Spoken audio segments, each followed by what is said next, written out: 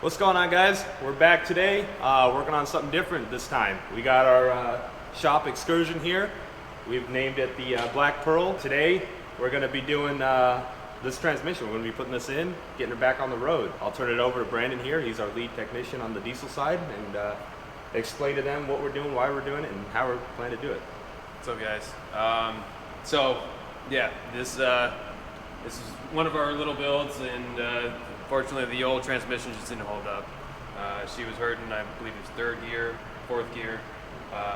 Then no gears. Then no gears, yeah, then there was a tow back to the shop. So yeah.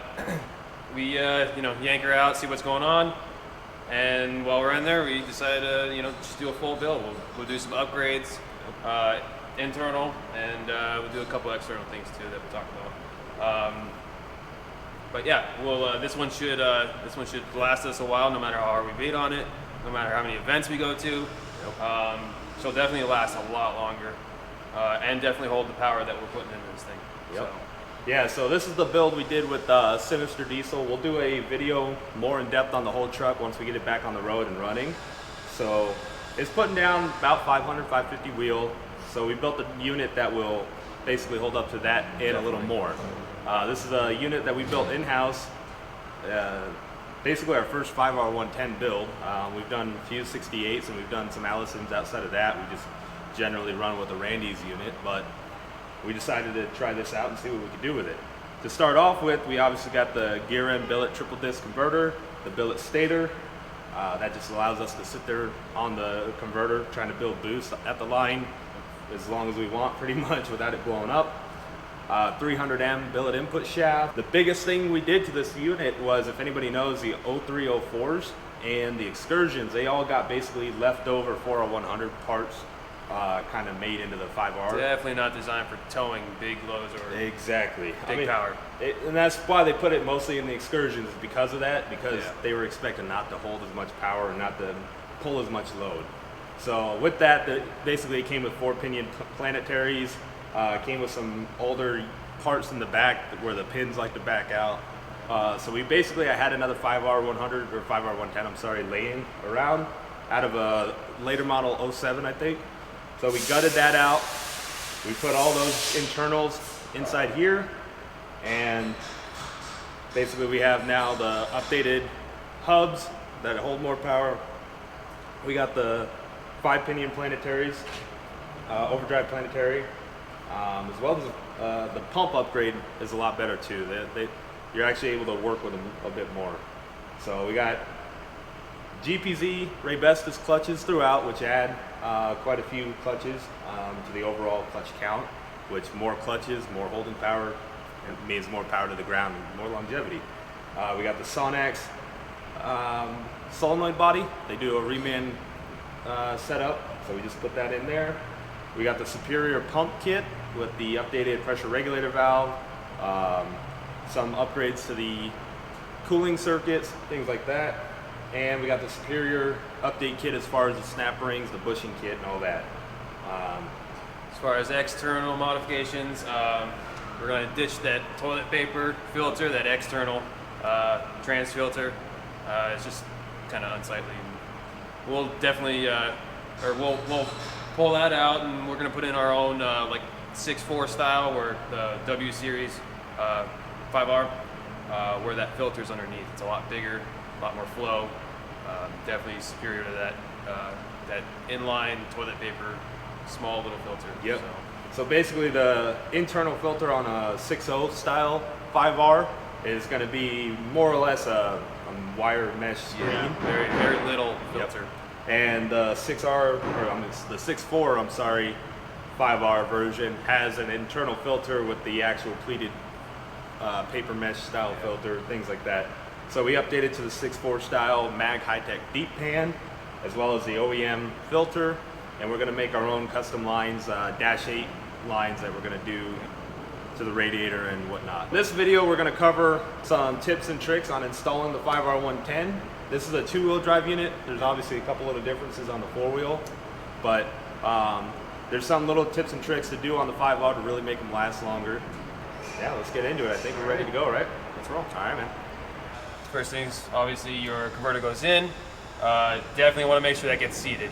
You just jam this in without making sure it's seated, then you force this converter into the trans pump, and you might as well just start all over and rebuild it again. Second thing is, when you're about to go in, make sure that your mating surface here and the rear cover, make sure that they're nice and clean. That's going to be your big ground circuit for your transmission.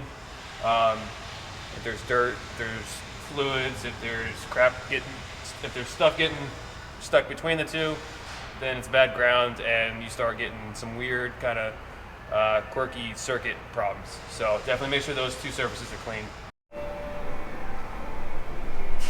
Hey guys, so I got the transmission in, everything's bolted up. I left the flex plate bolts for last. One thing to note on these are actually for any transmission that you do. If you're using an aftermarket torque converter, use the supplied bolts. These are the ones that they supplied. There's different lengths, different threads, different everything. The manufacturer of the torque converter will know exactly which ones you want to use. If it's too long, you'll punch a hole right through it, or you'll end up creating a gap between your flex plate and your torque converter. And then you end up cracking torque converter, or cracking flex plates, and just many more problems. So use what they recommend. I've already put all the bolts in.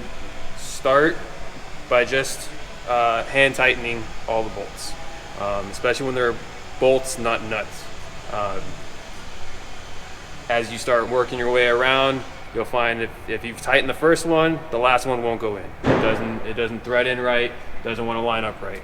Definitely start them all first, and then when you're ready and you have all your bolts in, you can pull one out one by one and I use blue Loctite. Red, I think, is a little bit overkill. You just want something to stay in, hold it, and just kind of added security. Yeah, it probably depends on the power build too. Obviously, Absolutely. Higher torque, higher build may need to go to red Loctite, but most standard builds and rebuilds and low power like this, you'll get away with blue Loctite as long as you get it nice and tight. Yep. Don't just hammer them in with a gun. Don't just hammer them in and just walk away. You know, take the time, because you definitely don't want to pull this transmission in a driveway or anything for the second time. So I'm just gonna snug them all up for now, and then we'll come back and we'll make sure we torque them all.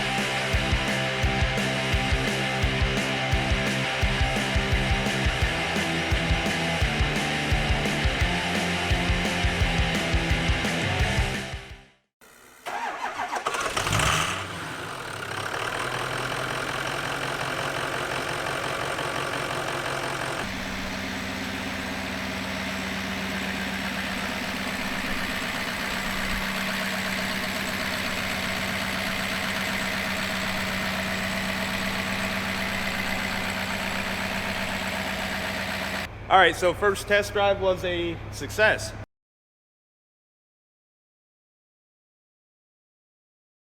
Well, as you can see, we got the transmission back on the bench.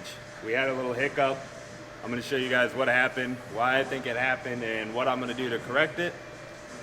You know, these things happen. This is why we're learning on our own vehicles. It is what it is. We're going to fix it and get it back on the road and hopefully get some more miles on it, and hopefully we have it figured out this time. All right, so this is the Overdrive Planet hub dealio. So this goes into the coast clutch hub here. Coast clutches are in here. You see in here, yeah, that is not supposed to be like that. So what I think happened was this bearing that used to be here, when I installed it this way, and the bearing got off center, ended up getting pushed down, these gears were just grinding on each other, not working out, and eventually just went bang. So we're gonna do it the right way. The OEM way is to have the hub up like this, and there's still metal falling out, but put it down on there like that. So that's how I'm gonna do it this time. I'll follow the manual. Like I said, things happen. That's why we learn on our own truck. So we're gonna get it in and get it back to going.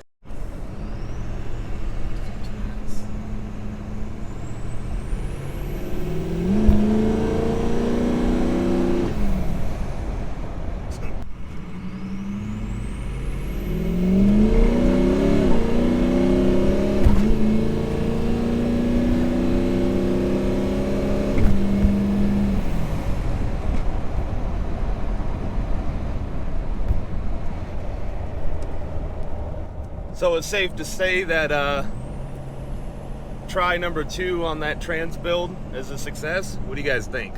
Oh yeah. Hell yeah. So she's got a few hard shifts still, but we're gonna keep driving her, put some more miles on her, work through the relearn process. But I think she's overall she's pretty good to go, boys. What do you think? Hell yeah. Yep. Rod's good. Not bad for a what, 6,000-7,000 pound SUV. I think she shits and gets a little bit. We'll do a full feature video on this when we come back from Hammers. We also got to get it cleaned up. She's been sitting. You can see she's a bit dirty, so we're gonna clean her up and we'll get it on the channel so you guys can see it. This is a build that we did with Sinister Diesel. They supplied a lot of parts for it. We got their injectors, their turbo, their big ass intercooler, their piping, a whole lot of things on here that, you know, I'm excited to show you guys. So stay tuned and we'll see you.